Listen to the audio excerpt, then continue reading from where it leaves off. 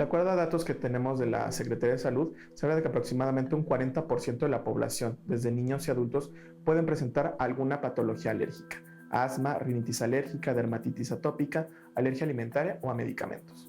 A nivel mundial, esto se habla de que aproximadamente un 20% de la población, abarcando niños y adultos, padecen algún tipo de alergias de las que ya te he comentado. El día 8 de julio se conmemora el Día Mundial de la Alergia. Es importante conocerlo porque nos permite a nosotros como médicos concientizar a la población respecto a la alta prevalencia y a la probabilidad de que todos estamos expuestos a padecer o a presentar algún tipo de alergia. De ahí que la función o el objetivo que tiene el conmemorar este día es concientizar y educar a la gente respecto a que vaya al médico, a que se atienda de manera temprana. Cada año cambia el tema y siempre se procura elegir un tema que tenga una alta repercusión o importancia en la salud pública de todo el mundo. De ahí que este año se decidió elegir el cambio climático y su repercusión en las patologías alérgicas como pieza o eje fundamental de esta celebración. Justamente todos los factores ambientales, la contaminación, el cambio de la polinización, las estaciones del año se van agravando, o cada vez los cambios son menos notables, por ejemplo en las temporadas de los cambios de temporada de las estaciones. Entonces esto también ha alterado la polinización de los árboles, de los pastos, y esto a su vez también cambia el patrón estacional de las alergias, y por lo tanto los pacientes pueden tener sintomatología desde de manera temporal hasta todo el año. De ahí la relevancia de concientizar tanto al personal médico, médicos, enfermeras, estudiantes de medicina, cuidadores primarios, hasta la población en general, desde niños hasta adultos.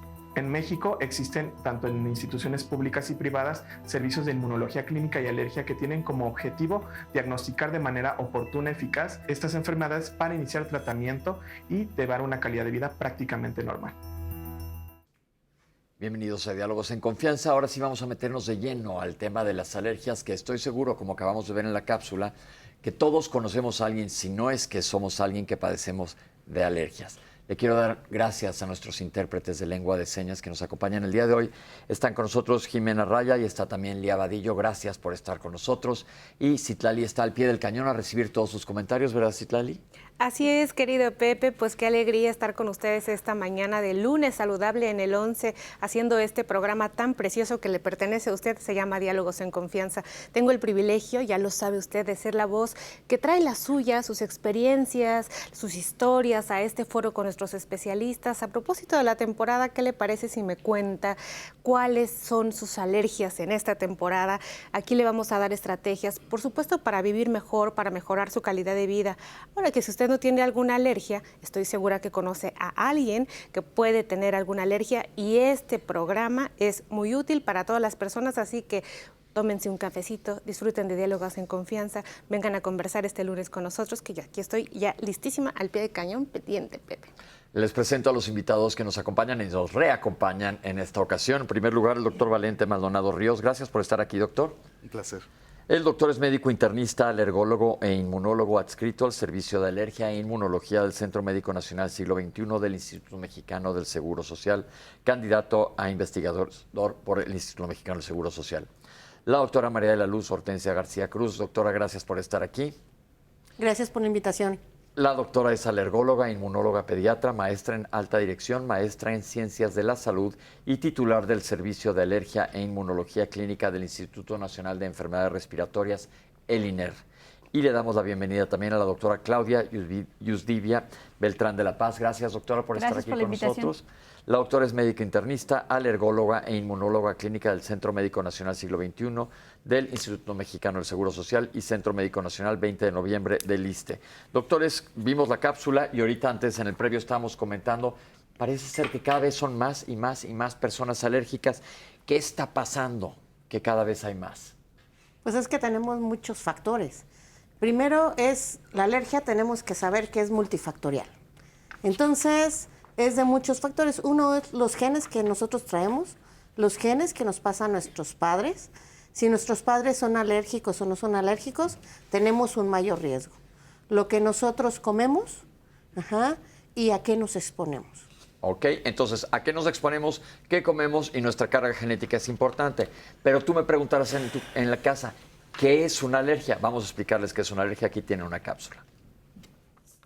Las alergias son estados del estado inmunológico en los cuales por causas genéticas en asociación con factores ambientales, el sistema inmunológico no reconoce de manera adecuada estímulos que para la mayoría de la población son inofensivos, como el polen de pastos, los árboles, las malezas, la caspa de algunos animales, algunos alimentos o inclusive algunos medicamentos. Nadie estamos exentos de presentar una enfermedad de tipo alérgico independientemente de la edad que tengamos, desde bebés muy pequeñitos hasta nuestros adultos mayores. De ahí que estas van a cambiar de acuerdo al grupo etario. ¿A qué me refiero con esto? A que dependiendo de la edad que tenga el paciente vamos a tener manifestaciones diferentes de las enfermedades alérgicas a nivel de la piel, a nivel del aparato respiratorio o del aparato gastrointestinal. Dentro de las patologías alérgicas las podemos englobar en el asma, rinitis alérgica, dermatitis atópica, alergia alimentaria o a medicamentos, así como urticarias, que van a ser dentro del grupo de las enfermedades de tipo alérgico las que más van a afectar a nuestra población, tanto población pediátrica como población adulta. Doctores, ¿cuáles son las alergias más comunes en nuestro país? Las enfermedades respiratorias.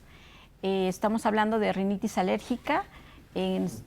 Casi siempre de la mano viene la conjuntivitis, que es la inflamación de la mucosa conjuntival en el ojo, y el asma, por supuesto.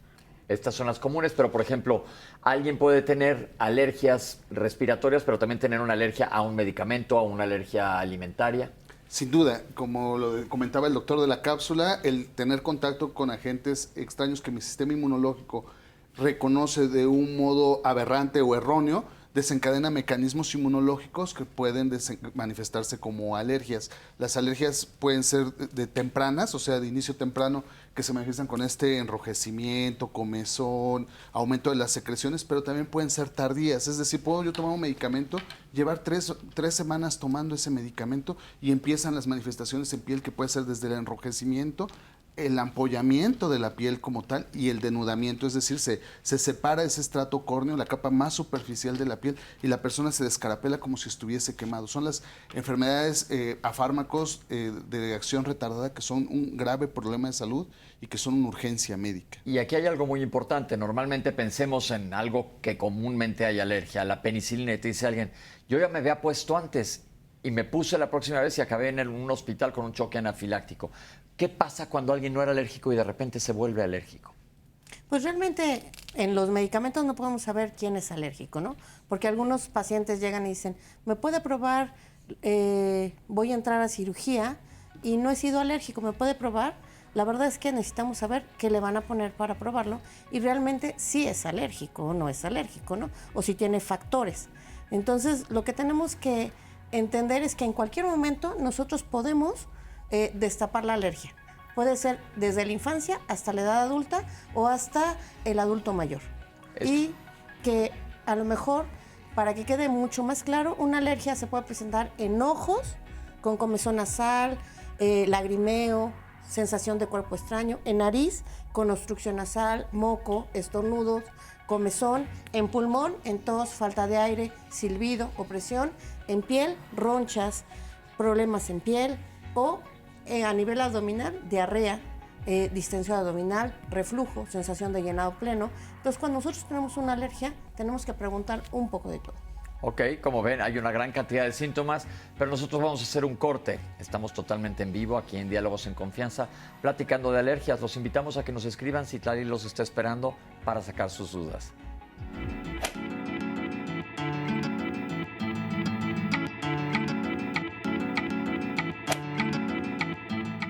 Este año 2023, la Organización Mundial de Alergia dedica su atención a concientizar sobre el manejo de las enfermedades alérgicas en medio de los cambios ambientales, bajo el lema "El cambio climático empeora las alergias". Esté preparado. Estamos de regreso completamente en vivo en Diálogos en Confianza. Y es que mire usted, cada 8 de julio se conmemora el Día Mundial de las Alergias. El propósito es hacer conciencia de este grave problema de salud público, porque sepa usted que hasta el 20% de la población a nivel mundial tiene este problema de salud y el 40% de los niños en México tienen alergias. Así que es un tema que nos interesa a todos. Yo le agradezco la confianza de traer pues todas sus dudas y comentarios. Ya tenemos muchos comentarios en nuestras redes, Pepe, que voy a permitirme compartir con los especialistas y les pido en medida de lo posible que les respondan a nuestros participantes. Mario Alberto Conrado Magdaleno dice que es recomendable que aquellos pacientes alérgicos se protejan un mes antes de que les vengan las alergias con vitaminas porque tienen propiedades inmunológicas. ¿Qué hay de eso? Primero que nada, romper el mito. Las alergias, Sí. ¿las vitaminas te previenen, doctores? No, la verdad es que un paciente debe de estar con una adecuada nutrición, vitaminas sí, pero también otros nutrientes, proteínas, carbohidratos, lípidos, las grasas. En realidad, mientras una persona tenga un adecuado estado de salud y no tenga la genética y los factores ambientales como para que le dé una enfermedad alérgica, no va a tener ningún problema.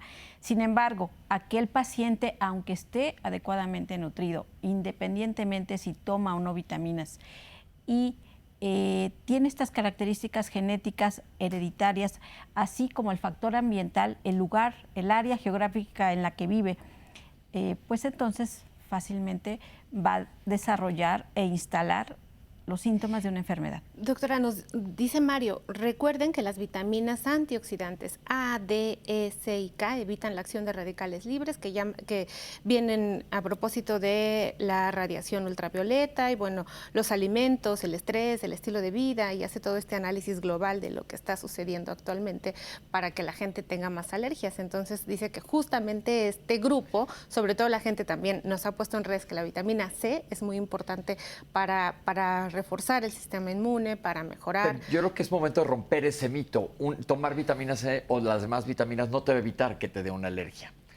Pero hicimos ya un programa que les recomendamos que lo pueden ver aquí en YouTube o en nuestra aplicación de 11 más sobre alimentación adecuada, donde estás cubriendo todos tus nutrientes básicos. Pero esa es una falacia creer que si tomas un multivitamínico no te van a dar alergias. Sí, en definitiva, el tema del multivitamínico es que no deja de ser un medicamento.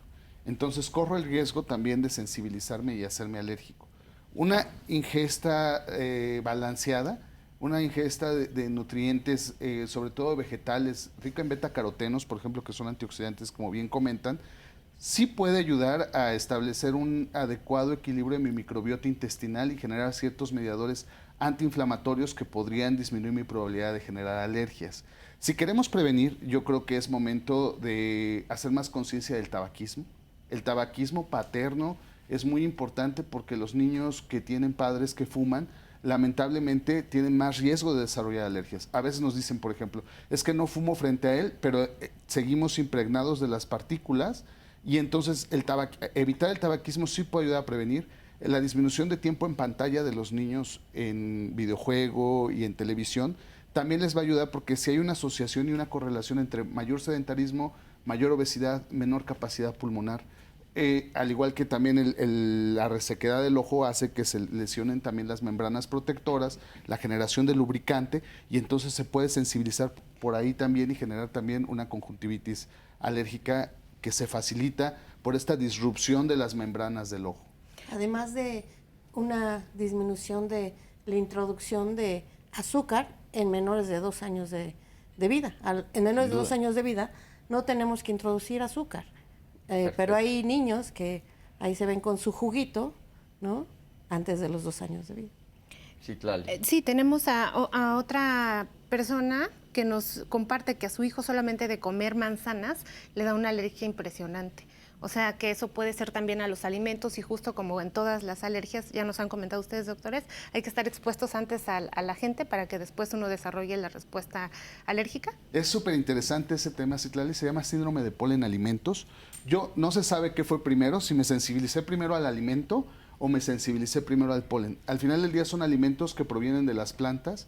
Estos alimentos que provienen de las plantas, los frutos, las semillas, algunas verduras, sobre todo en sus capas más externas, van a expresar un grupo de proteínas que se expresan también en los pólenes. Los pólenes, recordemos que los pólenes al final del día son la forma de reproducción de las plantas. Entonces tienen que expresar proteínas para resistir las condiciones del clima, y estas proteínas las heredan a las cáscaras, a los tallos, y luego entonces yo puedo ser, por ejemplo, alérgico a algún polen de algún árbol, algún polen de alguna maleza, y tienen cierta reactividad cruzada los alergenos de estos pólenes a los alergenos de los alimentos planta, es decir, a las frutas, verduras. Y a veces este tipo de alimentos, si se pela la manzana, por ejemplo, a veces se puede tolerar, o si se hierve, porque esas proteínas se destruyen con la cocción.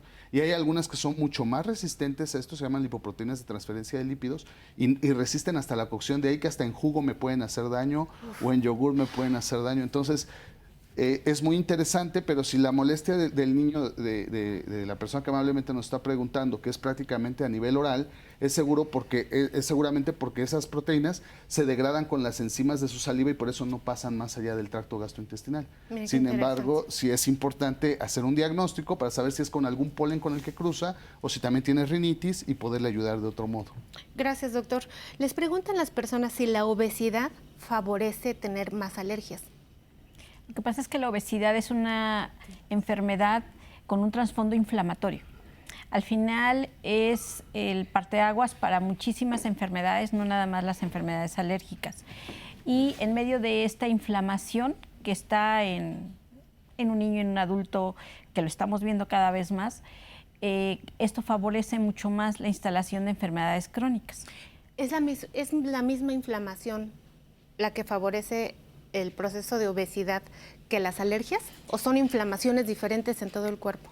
No, es una respuesta inflamatoria de manera general, pero que va a favorecer e incidir en las respuestas específicas de cada persona. En el caso de la enfermedad alérgica, favorece que haya una mayor interacción entre su entorno, su medio ambiente. En el caso de la alergia respiratoria, los pólenes, en conjunto con aquella persona, sus mucosas, su piel, como para desarrollar una enfermedad.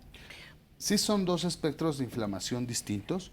Particularmente el estadio de la obesidad y el sedentarismo predispone a un tipo de inflamación que nosotros llamamos tipo T1, que son interleucina 6, factor de necrosis tumoral alfa, y de ahí que incrementan el riesgo cardiovascular. Las alergias usualmente son un patrón de citocinas de tipo 2, por eso tiene mucha participación la inmunoglobulina E, los eosinófilos y las interleucinas que son la 4, la 5 y la 13. Pero hay que tomar en cuenta la obesidad como un exacerbante, es decir, si yo tengo asma y aparte tengo obesidad, o tengo dermatitis atópica y aparte tengo obesidad, van a dificultar el manejo. Déjame nada más aclarar los que comentó el doctor. Las inmunoglobulinas son anticuerpos que nosotros tenemos que nos defienden, pero en las alergias estos como que se ponen muy bravos, entonces más allá de defenderte se te están yendo. No quiero decir que sea algo autoinmune, pero están muy activos, por lo tanto hay inflamación y te está ocurriendo esto. Y, como comentó la doctora, es el tener obesidad, sobrepeso y obesidad es un estado proinflamatorio que no ayuda. Exacto, y la obesidad también se ha asociado con mal control del asma. Mientras mayor sea el índice de masa corporal, es un menor control del asma que tengamos. Pues muy interesante todos estos puntos de vista y las dudas, por supuesto, de nuestra audiencia. Le preparamos una cápsula para enterarnos de qué se tratan las alergias de temporada, cómo identificarlas. Vamos a verla. El cambio climático, hablando de la contaminación ambiental, es un tipo de tema que últimamente ha tenido muchísima relevancia, porque sí estamos viendo que sí ha incrementado la incidencia de las alergias y de los pacientes que son alérgicos las vuelven más agresivas. Esto está condicionado, sobre todo lo vemos en las grandes ciudades, aunque se puede ver de forma global, pero en las grandes ciudades en donde sí hay más contaminación ambiental, podemos ver que, por ejemplo, los árboles o las plantas que generan polinización, se vuelve mucho más agresiva la polinización cuando hay mayor contaminación ambiental. Entonces, acabamos viendo que hay polinizaciones a destiempos, es decir, empiezan antes y terminan después, mayor cantidad de polen y obviamente que junto con estas sustancias agresivas en el medio ambiente generan mayor inflamación en la vía aérea y por lo tanto, pacientes que ya son alérgicos a ese tipo de planta o polen generan una respuesta muchísimo más agresiva. También se ha visto que pacientes que están iniciando la sensibilización, que es la primera etapa de la alergia, también pueden tener una sensibilización mucho más agresiva, mucho más pronta inclusive. Entonces parecería que sí, que estos pacientes que son alérgicos ya de por sí, que pueden igual tener síntomas todo el año, incrementen mucho más sus síntomas este año. ¿no? Digamos en esta temporada de lo que es finales de invierno, principios de primavera. Los alérgenos más comunes en esta temporada lo podemos dividir en ácaro, que es el Dermatophagoides farinae-teronissimus, que lo encontramos en el polvo, lo encontramos en superficies como por ejemplo en el colchón, en las alfombras, en los tapetes, en los peluches. Y quizá el otro gran grupo son los pólenes. Y de pólenes están representativos aquellos pólenes de árboles. Por ejemplo, en nuestra ciudad el fresno es un problema en cuanto a su polinización. También de pastos lo vemos muy frecuente y algunas malezas. En esta época del año, hablando por ejemplo de primavera, sobre todo, podemos encontrar un incremento en los pacientes de rinitis alérgica. Doctores, entonces dependiendo de la temporada y de lo que seas alérgico, por ejemplo, yo soy alérgico como la doctora al fresno, ahorita me siento mucho mejor que empezó a llover, pero en diferentes temporadas cada quien es alérgico a diferentes cosas. Y vimos en la cápsula mucho de la Ciudad de México, pero ¿qué pasa en todo el país? En todo el país hay distintos tipos de alergenos. Primero partamos en que hay intramuros y extramuros. Intramuros, como bien dijo la doctora en la cápsula, están los ácaros, y estos crecen más en ambientes húmedos y calientes. ¿Qué son los ácaros? Los ácaros son una especie de insecto, son artrópodos, son parientes de las arañas y comen la piel que se descama. Entonces siempre están, por ejemplo, en los colectores de polvo, como los colchones y las almohadas. Entonces, si yo te hablo de un clima, por ejemplo, húmedo y caliente, pues es como la playa, los lugares más tropicales tienen gran prevalencia de alergia a ácaros, por ejemplo. Porque son intramuros. Y ahí el problema es que entre más humedad haya y más calor haya, es un ambiente más favorable para ellos. Ojo, para los que no sepan qué son ácaros, que ya nos comentó el doctor, son un tipo de insectos que nuestros ojos no los ven. Y casi todas las camas lo tienen, porque sonaría como una película de ciencia ficción, ¿no? Que hay algo ahí comiéndose nuestra piel muerta. Casi todas las camas los tienen. Hay gente que no es alérgica a ellos. Pero entonces aquí, y me voy a adelantar un poquito, ¿valdría la pena pasarle aspirador al colchón de vez en cuando? Sin duda. Por ejemplo, las coberturas impermeables también ayudan mucho. Tomamos en cuenta que los niños pequeños a veces todavía tienen problemas en la cama de generar la humedad. Sí, entonces los cobertores sí he visto. Las cubiertas para colchón sí ayudan, el aspirar el colchón, el asolearlo una vez por semana, 10 minutos. Al ácaro le gusta la oscuridad, la humedad y el calor. Entonces, evitando eso, sí se puede ayudar. Sin duda. Más tarde les vamos a hablar de recomendaciones generales. Sí, doctora. Hay 6,000 ácaros en cada milímetro cúbico de un colchón. Ok, para que se den cuenta de cómo están las cosas, 6,000 ácaros por milímetro cúbico es una cantidad bárbara. Entonces, ¿en todos? Pues en los que se han visto de muchos años, toman un muestreo y se ha visto que hay 6,000 ácaros en cada milímetro. Entonces, realmente por eso se recomienda que se cambie el colchón por lo menos cada 5 años y que se ponga los cubrecolchones. Suponiendo que yo me dormí con no sé cuántos ácaros, ¿no? O sea, yo ya me dormí acompañada. Soy todos. Soy todos. No, pues es que, ¿pero qué? No me hacen daño, pues desperté como si nada. Porque no eres alérgica. Forzosamente tengo que lavar el colchón, como esto que... Son buenas medidas que ayudan a todos, sin duda. Por ejemplo, el limpiar las superficies, sobre todo con agua y jabón. Como comentabas, a lo mejor los productos de limpieza también son muy irritativos, el cloro, el pinol, todo esto también pueden lesionar mis mucosas y también pueden generar irritación. Y también al generar irritación pueden lastimarlas y hacerlas susceptibles a que entren en mayor contacto los alergenos y me sensibilice más fácilmente. Entonces, la limpieza con agüita y jabón, el aspirado frecuente, a lo mejor el tratar de tener pisos y no alfombras y tapetes, nos puede ayudar sin duda a todos. Perfecto. Y en medio de la ventilación, pues también en algunos lugares, en el sureste del país, por ejemplo, en donde hay humedad, las esporas de hongos también hacen lo suyo con las enfermedades alérgicas. De ahí la importancia de la ventilación, del aseo dentro de casa. Hoy en día también en las ciudades, cualquier ciudad del país, y más en la pandemia se observó la convivencia cercana con las mascotas. Entonces, aquí se ha observado que hay pacientes que en ese momento que tuvieron mayor contacto con ellas, empezaron con los síntomas o se exacerbaron los síntomas de su nariz, de sus ojos, de sus bronquios, precisamente por esta interacción. Se ha demostrado que en el caso del gato, por ejemplo, tarda muchísimo en salir el pelo, que es uno de los alergenos, es uno de las sustancias que nos pueden producir alergia. puede llegar a pasar de 6 hasta 8 meses, aunque el gato ya no esté dentro de las habitaciones. Y puede pasar con cualquier tipo de mascota, perro, gato, perico, aves, etcétera. Cada mascota tiene diferentes proteínas localizadas. Puede ser en el pelo, en la piel. Me refiero a la piel porque puede ser un perro y ser un cholo. Un xoloscuincle que no tiene pelo. Que tiene poco pelo, pero tiene proteínas. La saliva de los animales, así inclusive. Es, la orina. Entonces, sí, depende de la mascota el sitio que libere su proteína para producir alergia. Perfecto, ya la doctora nos comentó bastante de síntomas de alergia, pero vamos a meternos un poquito más a ellos. Vamos a ver esta cápsula.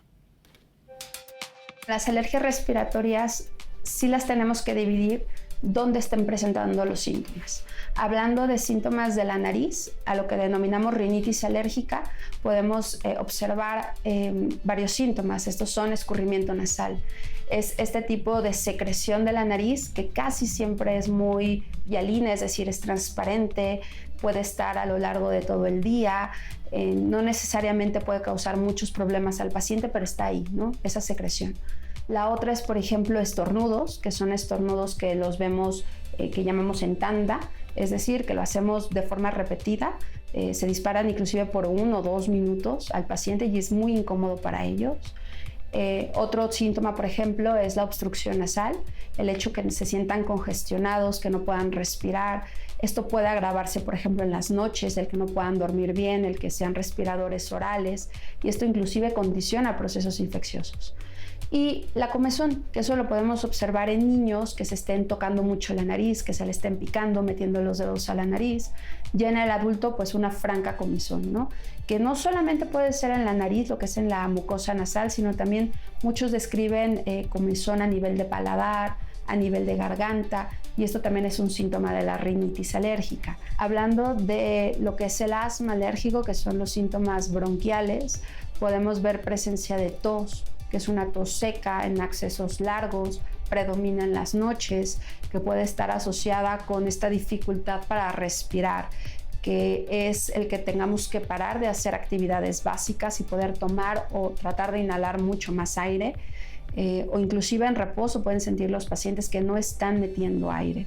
También tenemos la opresión de pecho, que es esta sensación de tener el pecho oprimido o sentir dolor a nivel del pecho, y el silbido de pecho. Muchas veces pueden ser evidente para el paciente que hay un sonido agudo al respirar, o algunas veces no lo perciben, pero sí nosotros lo escuchamos como médicos con el estetoscopio a la revisión.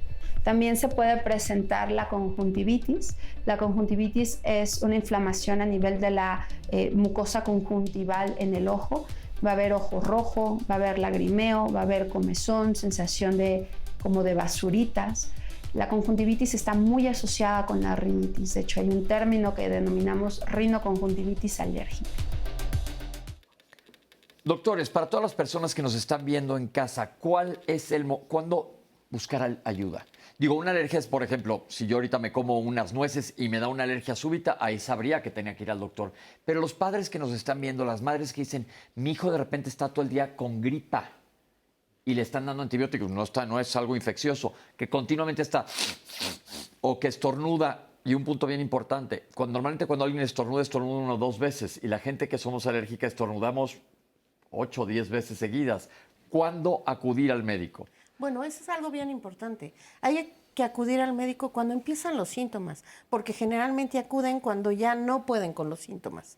Y es cuando pues su tratamiento es igual. El tratamiento se le va a dar y los síntomas van a disminuir en un 80% con las vacunas, pero generalmente ya afecta la vida y afecta, ya no duermen bien porque roncan, porque tienen moco, porque ya se levantan todos los días cansados los adultos, llegan a su área laboral y no producen, es lo que se le dicen absentismo, pero algo muy importante es que la producción en revistas internacionales se ha visto que disminuye un 30% la producción laboral en los pacientes alérgicos. ¿Por qué? Porque llegan cansados, porque llegan con sueño, porque las ideas creativas y la inteligencia disminuyen un 30%. ¿Y en niños? En niños disminuye la actividad escolar y disminuye la atención en los niños. ¿Por qué? Porque aparentemente son niños que duermen, pero dicen, mamá, es que estoy cansada. Mamá, es que pues tengo sueño, me voy a dormir un ratito. O se están durmiendo viendo tele, o son niños que están literalmente ojerosos y que no ponen tanta atención porque obviamente sí escuché la tarea, pero no me acuerdo qué era. Falta de atención. Entonces, todo esto, vamos a hablar ahorita un poquito más adelante, ahorita nos van a platicar de cómo diagnosticar, a saber a qué somos alérgicos, porque muchas veces no está perfectamente claro, pero quiero escuchar a ver si hay comentarios de la gente. Tenemos muchos comentarios. Berenice Castro, por ejemplo, les preguntan, ¿las vacunas ayudan a desaparecer las alergias? Ayudan a controlar la enfermedad. Hay personas que van a controlar sus síntomas en un 70, 80, 90%, es algo muy bueno. Y evidentemente, siempre y cuando esta vacuna se haya realizado con aquello a lo cual se haya demostrado que es alérgico. Bien, Penélope Miranda, ¿resequedad y comezón en la nariz pueden ser alergia? Sin duda, todos los datos irritativos en las mucosas pueden estarme indicando una alergia. La rinitis como tal es la inflamación de la mucosa, como los senos paranasales que están muy contiguos, pueden generar también inflamación, y una de las causas principales es la rinitis alérgica como tal. Eviux Lee, ¿con la edad te vuelves alérgico a los lácteos y gluten? No necesariamente, o sea, finalmente tomemos en cuenta, la predisposición a hacerme alérgico es en cualquier momento. Yo me puedo hacer alérgico a diferentes sustancias y cuestiones, pero yo creo que ahí sí es algo muy importante la pregunta, porque creo que también es importante no estigmatizar. Finalmente, una de las cuestiones cuando yo pienso que tengo alergias, lo primero que hacen a veces es culpar a la mascota, por ejemplo, y la más de las veces ni siquiera lo es. Hay estudios, por ejemplo, donde los niños que crecen con gato tienen menos sensibilización al gato que los que no tuvieron gatos. Es más probable que te sensibilices si no tienes gato, por ejemplo. Entonces, dicho de otro modo, es importante el diagnóstico adecuado. Claro que a nosotros como médicos nos importa mucho la relación causa-efecto que establece el paciente. Cuando nosotros hacemos la historia clínica y los interrogamos y preguntamos, claro que tomamos en cuenta si el paciente ha encontrado alguna asociación causa-efecto o espacio-temporal que relacione el agente con el síntoma. Pero es difícil a veces porque hay que tomar en cuenta, sobre todo en lo alimentario, que existe también las intolerancias. Es decir, o sea, estos casos en los que a lo mejor me falta alguna enzima que pueda digerir adecuadamente la leche, la lactosa, por ejemplo, o que no tolere yo ciertos alimentos ricos en FODMAPs que generan mucha fermentación, mucho gas, mucha distensión y no necesariamente sea una alergia. Y eso, yo creo que hay que aclarar algo bien importante ahí, que bueno que lo mencionaron. En cuanto a la intolerancia a la lactosa, en México es muy prevalente, que nos falta un poco de esa enzima lactasa que nos ayuda a digerir la leche. Después de cierta edad puedes presentar síntomas, los gastroenterólogos lo vemos mucho, es frecuente ese síntoma. Afortunadamente hay leche deslactosada ahora que puede tomar todo el mundo, pero con el gluten yo creo que mucho, y ya lo comentamos aquí en Diálogos en algún momento, es mucha moda y mercadotecnia. De 100 personas que digan que tienen enfermedad celíaca, es decir, que son alérgicos al gluten, probablemente una lo sea. Ya se comentó, es una cosa que la mercadotecnia y la moda están hablando mucho. Hay intolerancias al gluten, pero es mucho más difícil, y te lo decimos cualquier gastroenterólogo, llevar una dieta sin gluten que, por ejemplo, quitarte la leche. Sí. Entonces, afortunadamente, la alergia verdadera al gluten es muy poco frecuente. Bueno, a ver si es cierto. Jorge Fernández les pregunta, ¿es lo mismo una alergia a una intolerancia? No, la alergia es esta respuesta inmunológica aberrante, extraña, a la que no debería yo de responder a este agente, y se ponen en marcha distintos mecanismos. Y la intolerancia es más que nada probablemente debido a un déficit de alguna enzima que no me permite procesar adecuadamente el alimento. ¿Y la hipersensibilidad? En efecto, las respuestas alérgicas, anteriormente les hablábamos como hipersensibilidad porque por definición decíamos es una respuesta exagerada, una respuesta aumentada, pero en realidad más bien es el reconocimiento de un modo erróneo de una sustancia que el resto no reconoce y se ponen en marcha distintos mecanismos. Seguimos usando el concepto de hipersensibilidad, sobre todo cuando queremos tratar de describir o explicar cuál fue el mecanismo que desencadenó la alergia, porque como estábamos diciendo, hay alergias tempranas, de inicio temprano, que son las que usualmente pueden llegar a generar anafilaxia, y están las dermatitis o inflamaciones de la piel, dermatitis de contacto o algunas reacciones a medicamentos que son retardadas, que pueden pasar en el transcurso de días después. Doctor, yo creo que hay que aprovechar de una vez que nos aclare qué es una anafilaxia, porque es la respuesta máxima a una alergia. ¿Qué es? Sí, es la respuesta alérgica más severa, que involucra dos aparatos o sistemas, usualmente, por ejemplo, tracto respiratorio, con los síntomas que nos han platicado de opresión de pecho, congestión, dolor, chiflido o tos, más gastrointestinales como dolor de estómago, náusea o vómito, o más dermatológicos, que es el enrojecimiento, las ronchas, el angioedema, que es la inflamación de los párpados, labios o genitales, o incluso algunas mujeres pueden tener contracción del músculo endometrial y sangrado transvaginal, y de ahí la hipotensión y la taquicardia. O sea, uno se puede morir por eso. Sí. De una alergia, sí.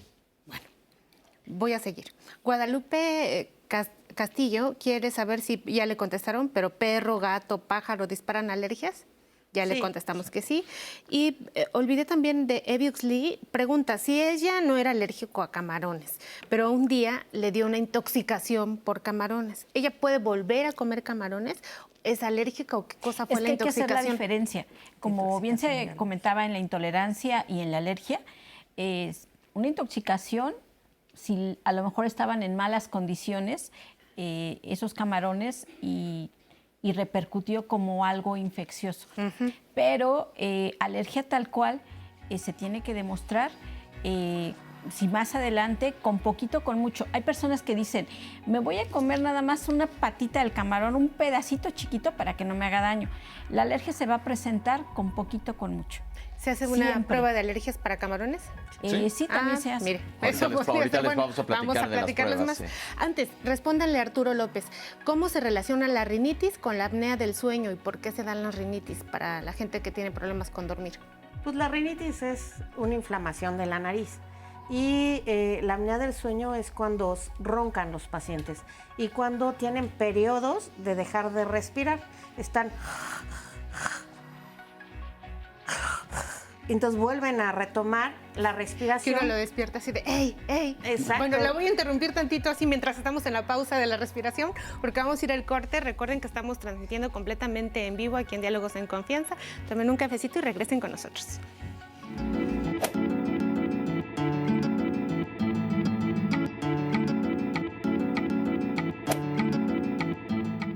Los pólenes de las plantas causan con mayor frecuencia síntomas alérgicos de tipo respiratorio, puesto que es la vía por la cual la persona tiene contacto con estos polvos. Y ya estamos de regreso en nuestro programa Diálogos en Confianza. Si usted se va uniendo apenas a nuestra conversación, estamos haciendo conciencia sobre las alergias y la importancia que tiene en nuestra salud. Quiero recordarle a usted que estamos transmitiendo completamente en vivo en Facebook, en YouTube, que nuestra información se sube a Instagram, Twitter, tenemos un canal en nuestra señal de Spotify. O sea, no hay forma que usted se pierda Diálogos en Confianza, y ahora de estreno tenemos la aplicación 11 más que va con usted. Si ahorita se tiene que ir a algún lugar, le puedo poner pausa y regresar, por supuesto, a ver todo lo que sigue de nuestra programación. Y si quiere consultar algún programa de la barra, pues también lo puede hacer sin ningún problema. Yo voy a traer más dudas y comentarios, pero también quiero recordarle, antes de ir al corte, la doctora nos estaba compartiendo la relación que hay de rinitis con apnea del sueño. Si usted no puede dormir bien, si le cuesta trabajo y absolutamente a todo le llama insomnio, el tema del siguiente lunes le interesa. ¿No puede dormir bien? No todo es insomnio. Véngase a enterar aquí de qué se trata el dormir bien, cómo saber si estamos descansando bien, que es un tema fundamental para nuestra salud. Ahora bien, quiero traer más dudas y comentarios a propósito de los camarones. ¿Qué taquilleros los camarones están en nuestras redes el día de hoy? De verdad, doctores. Por ejemplo, Verónica González dice que de chiquita comía camarones y no le pasaba nada. Cuando fue adulta, empezó a comerlas y se pone muy mal. Ella dice que no es alérgica, pero pues no se ha hecho ninguna prueba. Los síntomas son que tiene sarpullido generalizado, muchas ganas de rascarse en el cuerpo y le da cansancio. Pues, ¿qué crees? Ve a ver a un alergólogo certificado. Entonces, sí es alergia. Pues ahí mucha gente está compartiendo sus alergias. Muchas gracias. Ramón Reyes Vibriesca, ¿qué hay de la época del heno? ¿Sí es cierto que aparecen muchas alergias en esta temporada? Tradicionalmente así se llamó a la rinitis alérgica cuando se empezó a ver que había ciertos patrones estacionales para las manifestaciones clínicas.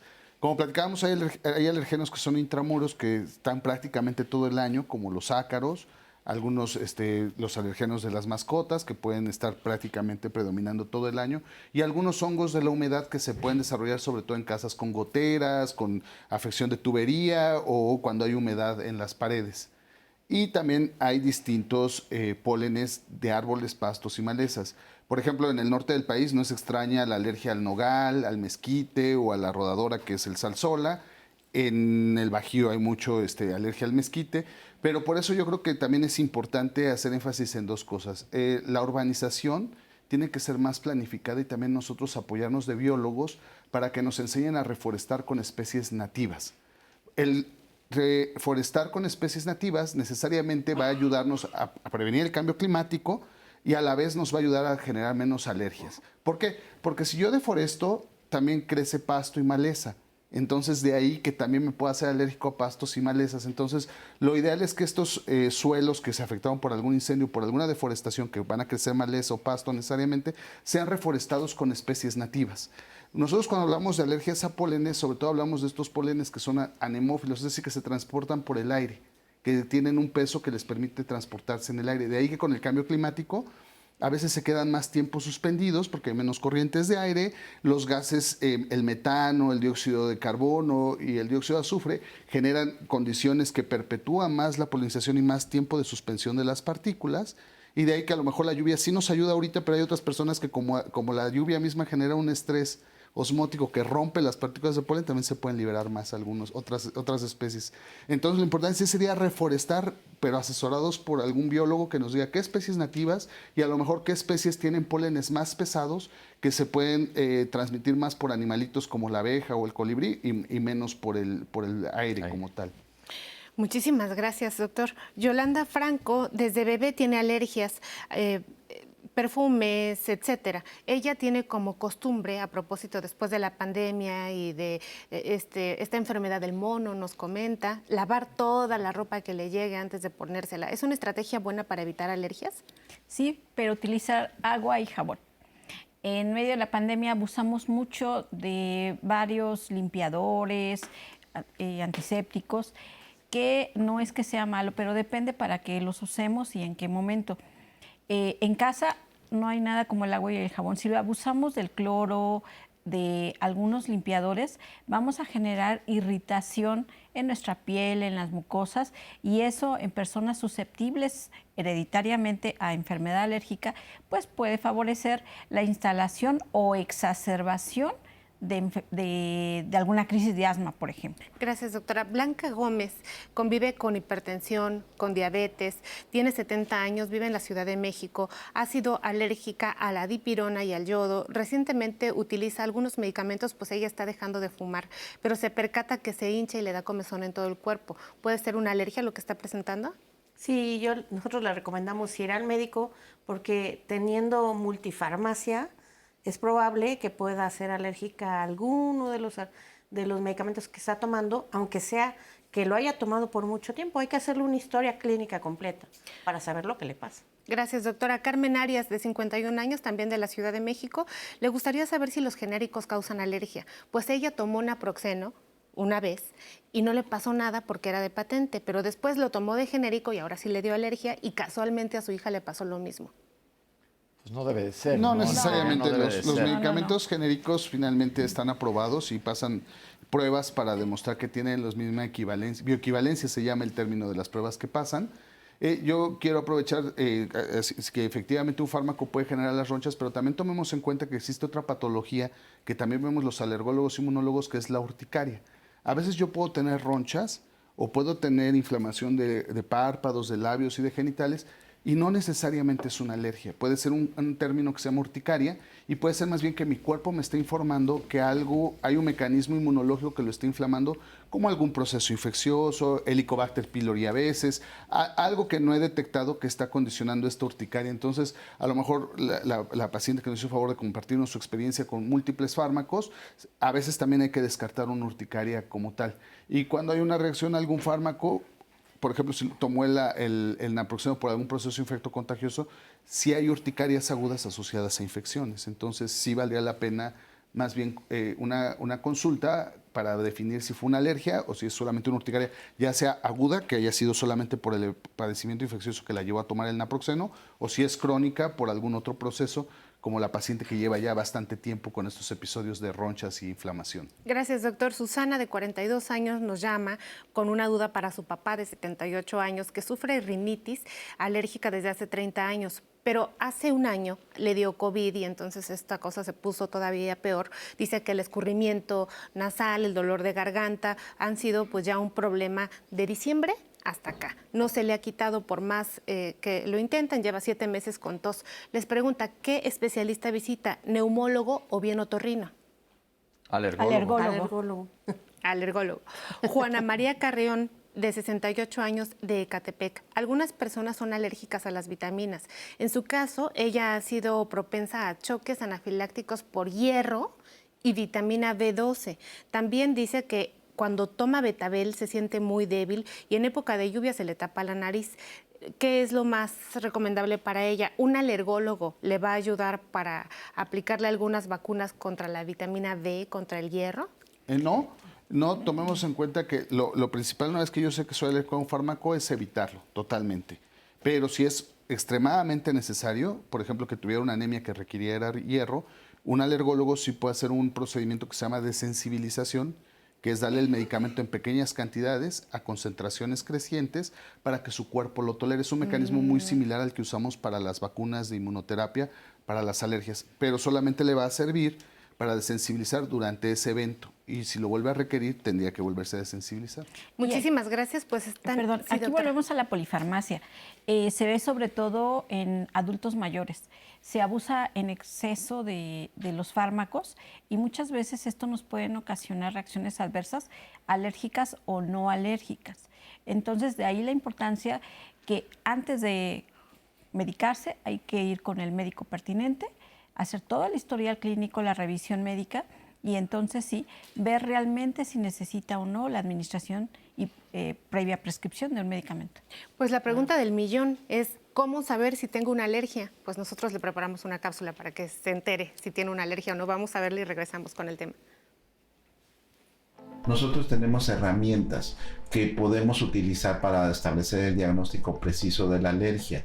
Esto se realiza a través de lo que se conoce como pruebas cutáneas, que son las más frecuentes y que deben de ser realizadas por el especialista en alergia, tanto pediátrica como de adultos. Es un procedimiento en el cual se aplican las sustancias en la superficie de la piel. Es decir, se conocen como pruebas epicutáneas. ¿Qué significa esto? Que se deposita en la parte más superficial de nuestra superficie cutánea y esto nos permite que cada una de las sustancias que se aplican puedan ser introducidas en la parte donde se encuentran los elementos que reaccionan con ellas. La forma de aplicarlos es con un gotero. Entonces se pueden poner una gotita. O bien se pueden utilizar otros dispositivos en donde la gotita ya viene en el mismo instrumento. La reacción que se desencadena cuando son pruebas cutáneas positivas a alguna sustancia es la formación de una roncha. Y el tiempo que tarda en reaccionar esa gotita en la piel es de 15 minutos. Por lo tanto, en 15 minutos tenemos el resultado muy concreto de qué sustancia es la culpable de esa enfermedad alérgica. Se realizan en la actualidad alrededor de 25 a 30 sustancias en este momento. Si alguien, por ejemplo, realiza mucho más es por algún aspecto de región, pero más ya no son necesarias. Estas reacciones se deben de realizar o se pueden realizar en cualquier edad. Pueden ser desde niños bebés o hasta personas adultas, entonces no hay una contraindicación, salvo ciertas peculiaridades de enfermedad asociada. Los niños pequeñitos, sobre todo los menores de 6 años, la aplicación de las pruebas cutáneas se realiza en la espalda y en los niños de 6 a 12 años o mayores puede realizarse en los antebrazos. Las pruebas en sangre, que son el otro complemento, Son pruebas que se realizan antes incluso de las pruebas cutáneas o después. Tenemos pruebas en sangre genéricas que nos ayuda a identificar un riesgo y pruebas en sangre específicas e identificar precisamente con exactitud esa sustancia culpable. Entonces tenemos ya, por decirlo así, estas dos herramientas cutáneas en la persona y en sangre que nos permite prácticamente tener con precisión el diagnóstico de una alergia determinada. Doctores, entonces estas pruebas, yo ya he pasado por ahí, no son mayormente molestas, pero te vas a dar cuenta, el alergólogo se va a dar cuenta a qué eres alérgico. Ok, ya sé a qué soy alérgico, ¿y ahora?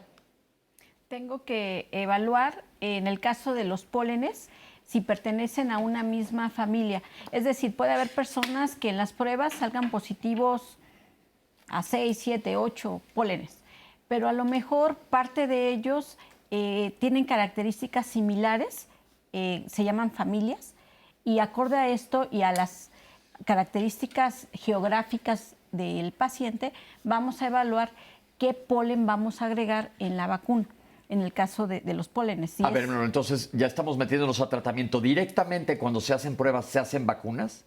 No, primero son las pruebas cutáneas. Ok, se hacen las pruebas cutáneas, identifico a qué soy alérgico, pólenes, por ejemplo, de la misma familia, es decir, estos árboles son del mismo familia de árboles, se va a desarrollar un tratamiento contra eso. ¿Cuál es la primera línea de tratamiento en alergias una vez que identificas? Medicamentos. Primero, o sea, tenemos que tener controlado al paciente. Ok. Entonces, ¿por qué? Porque un paciente descontrolado con las vacunas puede exacerbar sus síntomas. Ahorita vamos a ir a las vacunas, pero quiero irles desglosando poco a poco cómo es el abordaje. Llego yo con los ojos cerrados, la nariz así, la doctora me ha visto chiflando y demás. ¿Qué medicamentos? No vamos a decir nombres comerciales porque esto no es una receta, porque aparte hay muchos. ¿Qué medicamentos se utilizan? Se utilizan esteroides intranasales, esteroides inhalados. Y algo bien importante es que es mejor utilizar estos esteroides porque solo se absorben el 0.01% a la sangre. O sea, es una cantidad ínfima, porque mucha gente le tiene miedo a los esteroides. Los esteroides son derivados de la cortisona y hemos platicado en múltiples instancias aquí en Diálogos en Confianza que la cortisona es un excelente medicamento manejado por excelentes manos porque no está libre de muchos efectos colaterales. Entonces el miedo a la cortisona es real, pero hay que saberlo utilizar adecuadamente a las dosis que saben los médicos para evitar los efectos colaterales. Porque eso es algo muy importante. Hay pacientes que llegan y me enfermo mucho y le dan esteroide tomado, que es otra cosa diferente al esteroide inhalado. Entonces, a veces les dan ciertos medicamentos que a veces cursan 6 ciclos de esteroide al año, el pobre niño, porque tiene crisis asmática, porque se le tapó la nariz, porque está roncando, porque no puede respirar. Y realmente lo que hay que hacer ahí es buscar quién es el culpable, darle un tratamiento indicado. El tratamiento del spray nasal a veces son por 3 meses, del inhalado también. Y a nivel ocular tenemos gotitas que estabilizan las células cebadas que existen aquí a nivel conjuntival. Que son células que son las que producen estas sustancias que nos van a exacerbar, causar la alergia. Entonces, esteroides para controlar la crisis actual. ¿Qué más de medicamentos se pueden utilizar? Broncodilatadores en el caso del asma. Broncodilatadores es para abrir los bronquios y que tú puedas respirar. También tienen que estar indicados por un médico. ¿Qué hay de los antihistamínicos? En buenas manos hay distintas gamas de antihistamínicos que pueden ayudar a revertir los síntomas y dependiendo de los síntomas que buscamos remitir. Si buscamos remitir las inmediatas como son la comezón, el escurrimiento, hay antihistamínicos más nuevos que generan menos efectos adversos, que particularmente lo que cuidamos es los efectos colaterales sobre el sistema nervioso central, que es la somnolencia y la pérdida de coordinación. Entonces, obviamente, eso puede afectar al niño en la escuela o a la persona que está trabajando o al adulto mayor, es muy importante porque lo puedo dormir de más. Entonces, siempre es importante hacer la selección del antihistamínico de acuerdo a las características de mi paciente. Podemos escoger la mejor o el objetivo que estoy buscando. Algo que creo que es importante como tratamiento, que creo que es importante al hacer el diagnóstico, como bien han dicho las doctoras, es que una vez que encuentras el diagnóstico, evitarlo. Si son medicamentos, si son algo un alimento, sí hay que evitarlo. Me platicaba hace rato una amiga me decía, oye, es que a veces me dicen que soy muy payaso porque yo le describo estos síntomas a mi mamá y me dice que lo siga comiendo. Entonces, si yo tengo síntomas, sí lo adecuado es evitar ese alimento porque finalmente sí puede evolucionar una alergia más severa y buscar una atención médica. Entonces, dentro del tratamiento está evitar el alergeno, que es lo que te causa la alergia. Es decir, por ejemplo, si yo soy alérgico a la penicilina, no ponerme penicilina. Si soy alérgico a los gatos, no ir a una casa donde haya gatos, que lo siento porque Leslie, mi amiga, sabe que no puedo ir a su casa por este motivo, pero decirlo porque te hace daño. Pero como la doctora y yo, que somos alérgicos al fresno en la Ciudad de México. Hay una página que se llama REMA, que es la Red Mexicana de Aerobiología, y ahí hay diferentes partes donde miden el polen. Entonces ahí podemos saber qué grado de polinización tiene lo que nosotros somos alérgicos. Y eso nos puede ayudar muchísimo. Si empieza en amarillo, quiere decir que ya la polinización va para arriba. Rojo con un puntito es que está extremadamente alta. Entonces, ¿Y cómo evitamos? Bueno, ahí está la inmunoterapia. Ahorita vamos entonces a tratar a subir los tratamientos. Creo que sí entiendo la pregunta y, por ejemplo, a lo mejor si ya sabes a qué eres alérgico y con la ayuda de esta aplicación tú ves que hay mucho polen, a lo mejor en tu auto circulas con las ventanas arriba, pones esa función del aire acondicionado que recircule el aire y que no entre del exterior, usas gafas, cubrebocas o mascarilla, tratas de no hacer actividades al aire libre, llegando al sitio que tienes que ir puedes lavarte la cara. En la noche, antes de dormir o ya llegando a mi casa, a bañarme para quitarme el polen que está también en mi cabello y todo esto. Eso me puede ayudar, son medidas que pueden ayudar. También, por ejemplo, la ropa, no sacarla a tender cuando hay mucho polen y a lo mejor tratar para que no se le pegue. Y también algo bien importante, se piensa que se abre la ventana después de las 12 y después de las 12, de 12 a 3 de la tarde es cuando más polinización existe. Entonces, de preferencia tempranito en la mañana o en la tarde. En la mañana, antes de las 12 o después de las 5 de la tarde y en ese ínterin cerrar las ventanas. Ojo, nos han dado los doctores ya tips generales para evitar la exposición al alergeno, como los que estamos fritos, que vivimos en donde está lleno de fresno, evitar los gatos, etcétera, lo que tengas cada quien. Ya nos hablaron de la línea primaria de tratamiento, vamos a ver una cápsula de qué hacer en caso de una crisis aguda y luego vamos a seguir hablando vamos a avanzar de los tratamientos porque no se queda nada más en este tipo de medicamentos, sino ya la doctora nos estaba dando una probadita, vamos a ver esta cápsula y regresamos con ustedes. Las que más comúnmente se presentan son las crisis asmáticas, es decir, aquel niño o aquella persona que llega a tener dificultad para respirar con ciertos ruidos en su respiración que se conoce como sibilancias. Esa persona no puede ventilar correctamente y por lo tanto se compromete su oxigenación. Estas personas requieren forzosamente el manejo de micronebulizaciones. Se puede hacer en el consultorio, entonces se puede utilizar medicamento que se aplica de manera con micronebulizaciones, las cuales tienen que tener sustancias que desinflamen y rompan ese cierre que se tiene en la vía respiratoria. Eso es muy importante realizarlo. Y obviamente también tratar la causa que desencadenó esa crisis.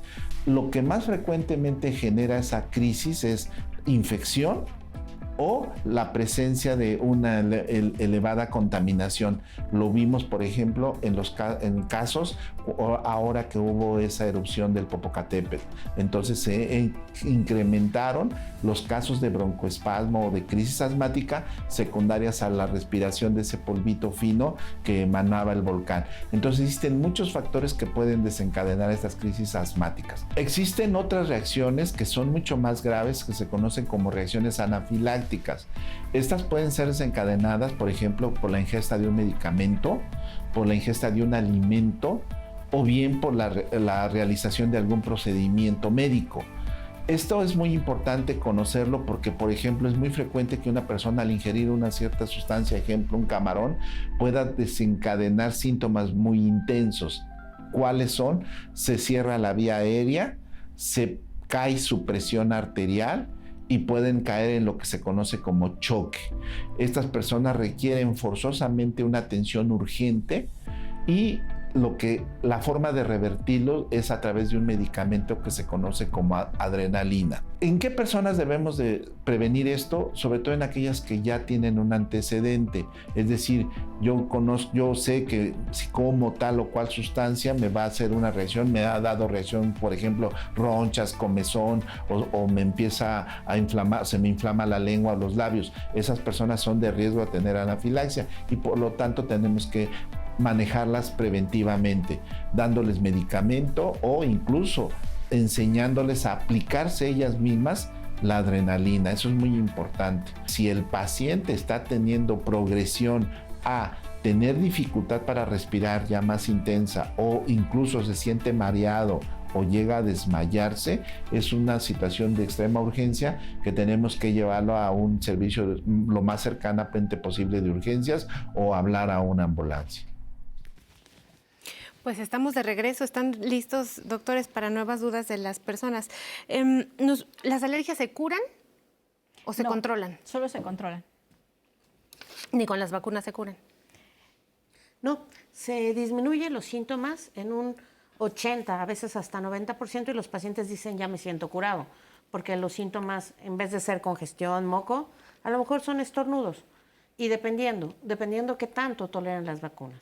Mayra Zamora estuvo en tratamiento 7 años, tenía mucha rinitis, mejoró por supuesto, eran terribles, pero ahora que se aparece nuevamente, cuando aparecen son tan terribles que no le dejan hacer su vida. Los antihistamínicos no le hacen absolutamente nada. Fluticasona dice que pues más o menos. Quiere saber alrededor de su estilo de vida, de su vida después de haber estado vacunada, qué puede hacer o qué no puede hacer.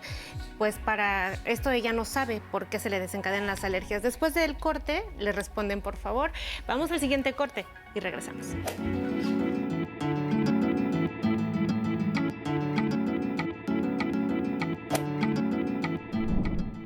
Para un mejor resultado terapéutico y disminuir los síntomas de alergia, el primer paso del tratamiento es evitar el contacto con las sustancias que causan la reacción alérgica.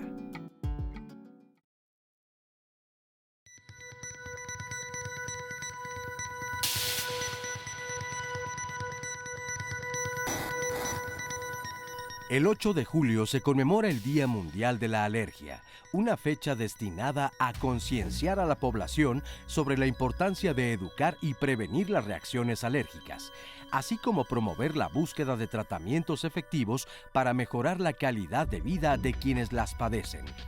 Las alergias pueden ser desencadenadas por una variedad de factores como el polen, los ácaros del polvo, los alimentos y los productos químicos. Alergia tiene su origen en las palabras griegas alos, que significa otro, extraño o diferente, y ergos, reacción, por lo que se conoce como una reacción a algo diferente. Cuando nuestro sistema inmunológico reacciona de forma exagerada, se liberan sustancias como la histamina, lo que desencadena síntomas alérgicos como congestión nasal, estornudos, picazón en la nariz, ojos llorosos e incluso dificultad para respirar. Cada año, la Organización Mundial de la Alergia selecciona un tema para brindar a los médicos y al público en general información para educar y fomentar el conocimiento sobre las afecciones alérgicas. Este 2023 se dedica al manejo de las enfermedades alérgicas en medio de los cambios ambientales, bajo el lema "El cambio climático empeora las alergias. Esté preparado". Justamente en base a este efeméride estamos haciendo este programa hoy aquí en Diálogos en Confianza y nos quedamos en una pregunta que nos hizo alguien que dijo que ya pasó por la línea básica de tratamiento, pero está recayendo. Entonces los doctores nos van a platicar qué pasa después de que ya tomaste los medicamentos básicos. Nos faltó un medicamento del cual quiero hablar, que comentamos antes de irnos. Es uno que como que alentece el sistema inmunológico, que te dicen que lo tienes que tomar todo el año, el Montelukast. Sí, de hecho hay pacientes que lo toman al final del año, un mes antes de que empiecen los síntomas. En realidad es un medicamento, están dentro del grupo de Lucast, así se llaman. Aquí en México hay uno de ellos que se llama Montelukast. Sirve como parte del tratamiento, no es el tratamiento angular. Va a ayudar a controlar la inflamación en aquellos pacientes que no han respondido al resto del tratamiento, antihistamínicos, esteroides, pero no es el tratamiento angular. El tratamiento angular, como bien lo dijo la doctora Lulú, es el esteroide. Nos va a desinflamar y nos va a favorecer que el paciente ya esté apto, preparado para iniciar nuestras pruebas diagnósticas y más adelante el tratamiento específico. Que el tratamiento específico, ahora sí platíquenos, ¿qué son estas vacunas que tanto oímos hablar? Perdón, ¿puedo hacer un paréntesis? Lo que quiera, doctora. Había una duda en la cual decía que de niña había sido alérgica y que le habían hecho pruebas cutáneas y vacuna. Mejoró y después recayó.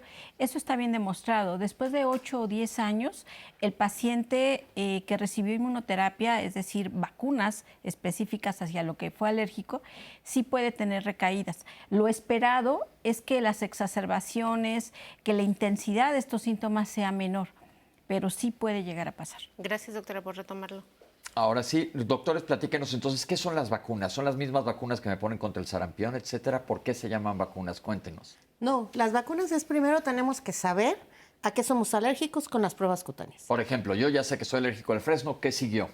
¿Qué sigue? Preparar una vacuna contra el fresno con dosis mínimas a dosis máximas, que sabemos que desensibiliza al paciente. Entonces tenemos que ir incrementando estas dosis dependiendo del tiempo para llegar en un tiempo no tan largo, generalmente 1 mes, 2 meses máximo, a dosis de mantenimiento. ¿Para qué? Para que disminuya los síntomas y cuando se exponga al alérgeno, creemos tolerancia al mismo cuerpo. Y cuando dice a dosis de mantenimiento, ¿las vacunas son entonces para siempre? No, las vacunas son de 3 a 5 años, para que cree una desensibilización por 10 años. Ok, esto es muy importante que lo sepan porque esto es lo ideal, pero hay una cosa muy importante. El sistema inmunológico en etapas tempranas de la vida se sigue desarrollando. Entonces, mientras más temprano diagnostiques una alergia, le va a ir mejor al paciente que si ya eres alguien un poquito más grande, que no va a responder igual. ¿Qué hay de esto? Sí, sin duda. El grupo etario de los niños hay que protegerlo desde el inicio, tratando de fomentar la lactancia materna. Entre más tardíamente yo exponga al niño a los sucedáneos de la leche, es decir, a las fórmulas que a veces traen más carga proteica y que pueden hacer que se desarrolle alergia a la proteína de leche de vaca, es mejor. O sea, la lactancia materna es un mecanismo de protección. Importantísimo. Una gran ventaja de la lactancia. Sí. Las personas preguntan si se dan más alergias del cambio de la niñez a la adolescencia. Somos un eje psiconeuroinmunológico y endocrinológico. Las hormonas tienen que participar y todo esto. Cada etapa de la vida tiene distintas alergias que son más frecuentes. La probabilidad de hacerme alérgico en cualquier momento se incrementa. Seguramente, por ejemplo, han escuchado de niños que dicen, es que era niño, cuando era niño tenía asma y ya que se hizo adulto se le quitó. Finalmente tiene crecimiento, su tracto respiratorio también va a tener un crecimiento y desarrollo que va a permitir que tenga mejor conductancia a sus vías respiratorias y sea menos perceptible el hecho de que tenga broncoconstricción. También, obviamente, la testosterona, por ejemplo, puede influir en disminuir los síntomas de asma como tal, pero puede empeorar los síntomas de dermatitis atópica en algunos casos. O, por ejemplo, hay un grupo etario de la mujer perimenopáusica que puede desarrollar asma durante la perimenopausia. Es decir, cada grupo etario puede tener cambios de acuerdo también al estado hormonal. Odette Hernández hace una pregunta interesante al respecto. Dice que con la edad desaparecen las alergias, porque a ella, cuando era muy, muy pequeña, tenía rinitis alérgica, después dermatitis, o sea, en fin, una cosa impresionante. Por supuesto, la vacunaron, descubrieron que las alergias de Odette eran climáticas, pero ella claramente identifica que con la edad desaparecieron las alergias. ¿Esto es posible? Lo que acaba de decir el doctor, justamente, lo que acaba de comentar es lo que te ocurrió a ti, Odette, pero por ejemplo yo de chico no tenía nada y ahora de grande tengo de todo. Entonces no podemos generalizar y por eso hay que buscar al médico adecuado que nos trate. Entonces estamos platicando que hay vacunas, te vas a vacunar de 3 a 5 años para disminuir esta sintomatología a lo que eres alérgico. Pero hay otra línea más de tratamiento. ¿Qué hay más allá de las vacunas, doctores? Bueno, hoy por hoy están los anticuerpos monoclonales. ¿Qué es eso? Son anticuerpos que van dirigidos a ciertas sustancias que liberan esta célula que se enoja. Esta celulita libera ciertas sustancias y hay anticuerpos que inhiben esta liberación de estas sustancias, ¿no? Pero esto es cuando ya el tratamiento habitual, que es el tratamiento médico y la inmunoterapia, no funciona. Y, por ejemplo, cuando tenemos, por ejemplo, un asma severa, pues vemos qué tipo es, si es tipo eosinofílico o neutrofílico, y vemos qué tratamiento se le va a dar. Si, por ejemplo, tenemos una urticaria que no remite a tratamiento médico habitual, también podemos ofrecerle. Si tenemos una alergia alimentaria que el paciente cada rato cae en una anafilaxia o en una inflamación muy importante, también podemos considerar un anticuerpo monoclonal. ¿Estos anticuerpos se dan por vía oral o se inyectan y no los pueden ir a comprar a la farmacia? ¿Cómo funciona? Todo debe ser bajo prescripción médica. Como bien lo decía la doctora Lulú, tenemos que tener primero el antecedente de un muy buen diagnóstico y tratamiento para los pacientes. No se vale que de repente llega un paciente a algún lugar y de repente dicen, es que te voy a dar algo buenísimo y te voy a dar un anticuerpo monoclonal sin ni siquiera pasar por el resto del tratamiento. Esto es muy importante y volvemos a repetirles. Recuerden que anafilaxia, ya nos lo comentaron varias veces, anafilaxia es la respuesta máxima severa a una alergia en donde puede poner peligro tu vida. Como hoy es que alguien tuvo un choque anafiláctico, que se puso una vitamina B12 y cayó al suelo sin presión arterial. Eso es un choque anafiláctico. Pero entonces, como aclaran los doctores, hay que llevar un caminito. Es que es muy interesante. Esos medicamentos entran en una nueva era de la medicina en distintas ramas, que es la medicina de precisión. Es una medicina personalizada, preventiva, predictiva y participativa. Es decir, se va generando experiencia continuamente. De ahí que es importante, primero que nada, un diagnóstico adecuado. Creo que, por ejemplo, los pacientes que tienen conjuntivitis alérgica hay que hacer énfasis en que es muy probable que lleguen a desarrollar rinitis y que lleguen a desarrollar rinosinusitis. Que de 10 pacientes que tienen rinitis alérgica, hasta 3 pueden tener asma y viceversa. De 10 pacientes con asma, 8 pueden tener rinitis alérgica. Entonces nosotros hacemos un proceso que se llama fenotipificar, es decir, reunir las distintas características del paciente desde a qué edad iniciaron mi problema respiratorio, en el caso del asma, por ejemplo, a qué edad inició, mi peso, también lo tomamos en consideración, cómo está mi función pulmonar, qué grado de inflamación tiene mi vía respiratoria, si hay mayor cantidad de eosinófilos, si tengo sensibilización, es decir, IgE, este anticuerpo IgE o estas pruebas cutáneas positivas a algún aeroalergeno.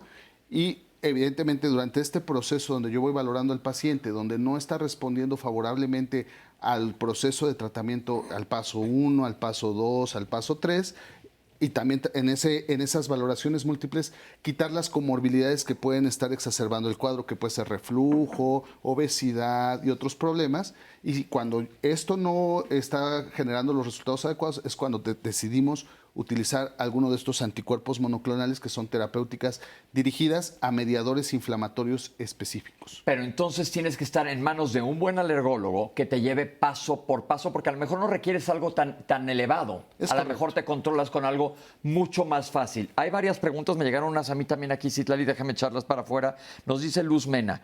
Hola, el señor Federico Hola, soy el señor Federico. A mí me salió una alergia en los brazos, los pies, entre las ingles y en la nuca. Mucha comezón insoportable. Fui al médico y me dijo que era por estrés. ¿Qué le decimos? ¿Doctores? Puede ser, hay que tener una buena evaluación, puede ser ver qué tipo de lesiones, en efecto, hay que ver qué tipo de lesiones. Si son abones o son ronchas, como comentábamos, pudiera ser una urticaria.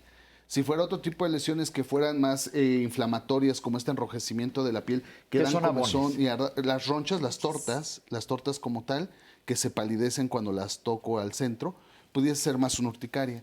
Si fuera, por ejemplo, que está más roja la piel, que está más ardorosa, da más comezón y se inflama más y se lastima, pudiese ser una dermatitis como tal. Entonces la cosa es que no creemos que sea por estrés, te recomendamos ir o con un alergólogo, pero si no, vea con un dermatólogo primero, porque a lo mejor es un problema dermatológico primario y estás buscando por otro lado. Nos dice Monse García, hola, lindo día, igual para ti, Monse, gracias. Yo sufro mucho de ojos rojos y llorosos cuando estoy bien en casa, pero cuando salgo me pongo muy mal, me lloran los ojos, casi al punto de no poder abrirlos.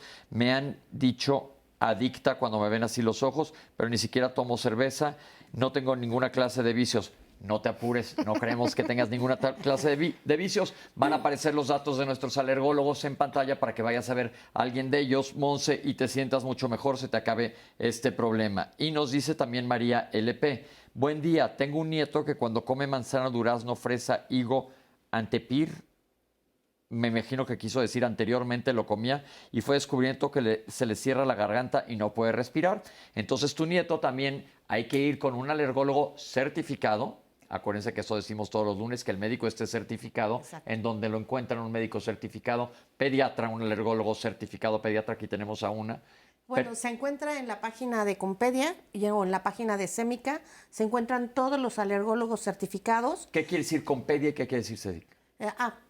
Colegio Mexicano de Alergia e Inmunología Clínica Pediátrica y Colegio Mexicano de Alergia e Inmunología Clínica. Es Compedia o Semica, así lo buscan y se encuentran alergólogos o especialistas certificados y están una lista de todos los especialistas que somos certificados. Perfecto, Citlali. Pues las personas hacen una reflexión acerca de justo este tema que nos confiere el calentamiento global, del cambio climático. Dicen que pues los cultivos han hecho que las verduras, los animales y toda la comida, la alimentación que nosotros ocupamos, pues sea de baja calidad. Entonces, ¿cómo garantizar que con estos cultivos, con estas siembras y todo lo que nosotros vamos a consumir está realmente siendo suficiente para decir, tenga usted una buena alimentación y no hacer uso de justamente suplementación alimenticia, sustancias que pueden ser antiinflamatorias dentro de la misma suplementación y le dejamos a la gente solamente la información de coma bien, sabiendo que ya no tenemos los mismos nutrientes porque la tierra no nos aporta lo que anteriormente se aportaban los cultivos, doctores. Yo como buen doctor, cuando me siento mal, corro con mi mamá. O cuando no sé qué hacer, corro con mi mamá. Entonces, la verdad es que yo creo que hay que retomar los mercados locales. La compra con nuestros productores locales es sin duda una forma también de proteger nuestra economía y tratar de tener los alimentos más de origen natural. Creo que vale mucho la pena tener esta dieta balanceada definitivamente, en la que sí tengamos menos procesamientos, menos congelados y las frutas, verduras, adquirirlas en los mercados. Creo que es una buena estrategia. De igual manera la carne al final del día es una buena menos colorantes, menos conservadores artificiales. Que eso es algo muy importante, ¿no? Consumir local. En vez de ir a una panadería muy grande, ir a una panadería chiquita, aunque nos va a durar el pan 2 días y se nos va a poner duro, a comparación del otro que se nos va a durar toda la semana. Pero si lo metemos al refri, a lo mejor dura un poquito más. Pero exacto, no tiene tantos aditivos, ni colorantes, ni conservadores, por lo cual dura menos. Hay bolillo que hacen con agua, a veces en las panaderías locales, que nos funciona muy bien para los niños que tienen alergia a leche, por ejemplo. Pues muy bien. Doctores, son muchísimas las dudas que vinieron el día de hoy de nuestra audiencia. Muchísimas gracias por la participación. Yo solamente quisiera traer una más de Eusebio, que fue con un neumólogo y por un tema de rinitis, él convive con diabetes y el doctor le dijo que la diabetes es causa de rinitis. ¿Esto es posible? No, son enfermedades diferentes. Ahí está. Lo que es cierto es que por ser diabético tiene que tener un mejor control del resto de enfermedades que tenga a fin de que su diabetes no se descontrole y que esto le pueda originar complicaciones. Muchísimas gracias, doctores, por atender a la audiencia también como lo han hecho el día de hoy. Hay muchas más, pero bueno, no nos da la vida en este programa, se van a quedar en las redes y bueno, pues ahí. Y ahí están los datos de nuestros doctores para que los busquen ustedes directamente si tienen cualquier duda. Ya platicamos cuándo buscar un médico cuando existe esta duda de alergia. Existen una gran cantidad de alergias, hemos visto que van subiendo cada vez más, estamos encontrando más tipos de alergia. Lo principal, tratar de evitar exponerte si algo te hace daño. Si no se puede, ir con tu médico para que te diga cómo tratar. Ya nos dijeron de manera primaria las causas agudas, la crisis aguda y luego ir escalando el tratamiento si esto no es suficiente. Para eso existen alergólogos. Aquí los tienen. Se nos acabó el programa, doctores. Muchísimas gracias por estar aquí con muchas nosotros. Gracias y un placer. Gracias a ustedes, gracias a nuestros intérpretes. Y Citlali, mil gracias como Pepe, siempre. un placer. Y sobre todo a ti en casa, gracias por acompañarnos. Esto fue Diálogos en Confianza. ¿No me qué? Naturistas por la Verdad acudieron a las instalaciones del 11 para emitir una opinión en nuestro programa Diálogos en Confianza. Hoy, Adelina Juárez Arroyo, doctora de la FES Iztacala de la UNAM y experta en herbolaria, nos habla de la importancia de las plantas medicinales mexicanas como el muicle.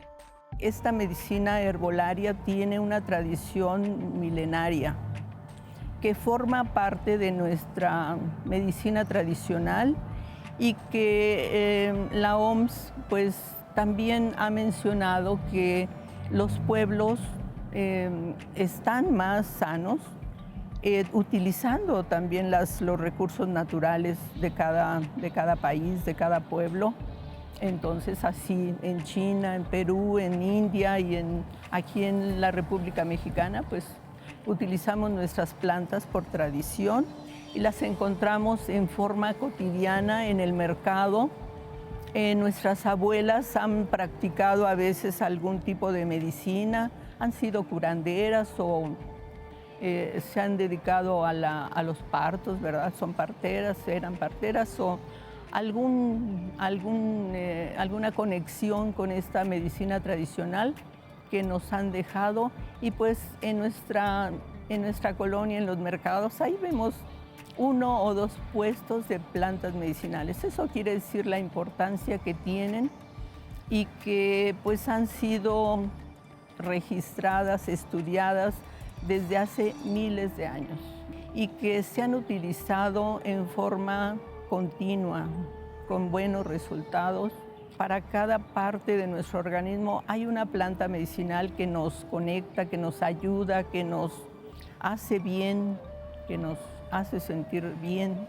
Entonces, este recurso de la medicina tradicional, sobre todo la herbolaria, pues hay que conservarlo como un recurso que tenemos a la mano. Y es importante estudiarlas, saber para qué nos ayudan, para qué sirven, en qué nos pueden ayudar a prevenir algún problema de salud, si tenemos algún síntoma que se pueda remediar, ¿verdad? O disminuir. Bueno, en esta ocasión les quiero hablar de una planta muy importante es una planta mexicana, es el muitle. Sericographis mowitle es su nombre científico, de la familia de las acantáceas. Es una planta mexicana de mucha tradición, ya se usaba antes de la conquista, época prehispánica. Entonces, esta planta medicinal tiene cuando se hace un cocimiento, tiene este color por sus propiedades que tiene, ella contiene el muitle, aquí la tenemos, tiene sus flores en forma de tubitos anaranjadas y contiene clorofila, es una planta de hoja verde, contiene clorofila, contiene sustancias mucilaginosas, contiene resinas, contiene minerales y ya en cocimiento tiene este color, contiene colorantes también. Se utiliza en forma medicinal como té, la planta, el muitle, pero también para teñir algodón, telas de seda o de algodón, lino, y entonces tiene esta tonalidad. Es muy importante conocerla porque en esta época, precisamente en julio, agosto, yo creo que desde junio ya está floreando.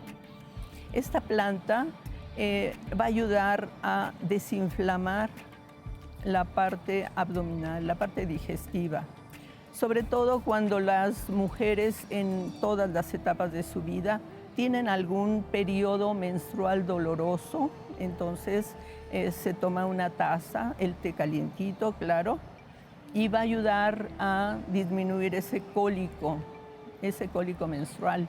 Igual cuando la mujer adulta tiene su menstruación, igual le ayuda. Y en la época de la mujer de la menopausia también va a disminuir esas reacciones que tiene, esos síntomas de bochornos, de cambios hormonales, ¿verdad? Esta planta medicinal muitle generalmente no tiene contraindicaciones, solo hay que tomarla adecuadamente, pues si se pasan muchos, si quieren hacer un té muy concentrado, pues no es muy recomendable. 3-4 gramos para 1 litro de agua está bien. 10 hojas, 15 hojitas está bien, depende del tamaño. Y mucho prolongado, pues no, estamos checando en un laboratorio la biometría hemática a ver cómo va la hemoglobina. Pues sí, entonces es un chequeo.